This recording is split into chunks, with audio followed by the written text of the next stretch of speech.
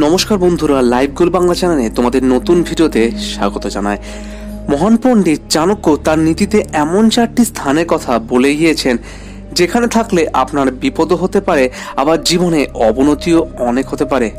মহান পণ্ডিত চাণক্য প্রথম যেই স্থানের কথা বলেছিলেন, যেখানে কোনো ব্যক্তি নিজের অনেক গুণ থাকা সত্ত্বেও কোনো সম্মান না পেয়ে থাকে ও সবসময় তাকে অপমান ও তিরস্কার সহ্য করতে হয়, সেরকম স্থান তার তৎক্ষণাৎ ত্যাগ করা উচিত।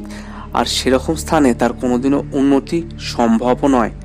তাই সেরকম স্থান বা অফিস যত তাড়াতাড়ি ত্যাগ করা সম্ভব, ততই তার জন্য উন্নতির আলাদা একটা বার্তা এনে দিতে পারবে।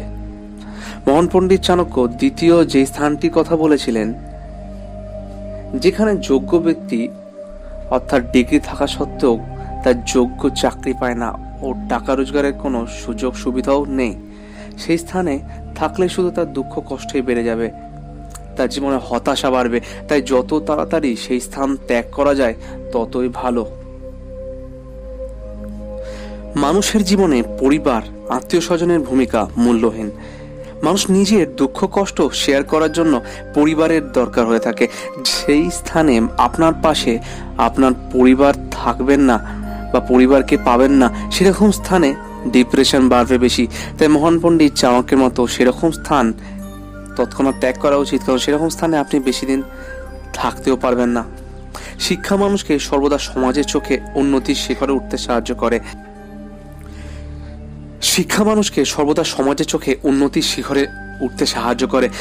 সর্বদা ভালো স্কুল কলেজ থেকে শিক্ষা গ্রহণ করতে সবাই চায়। মানুষ যদি শিক্ষা গ্রহণ ঠিকমতো স্থান থেকে না করতে পারে, তবে সেই স্থান তৎক্ষণাৎ ত্যাগ করা উচিত।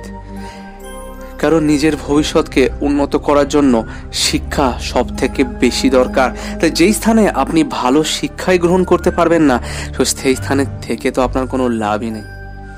মহান পণ্ডিত চাণক্যের মতে এই 4টি স্থানে থাকার আগে আমাদের 5 বার ভাবা উচিত।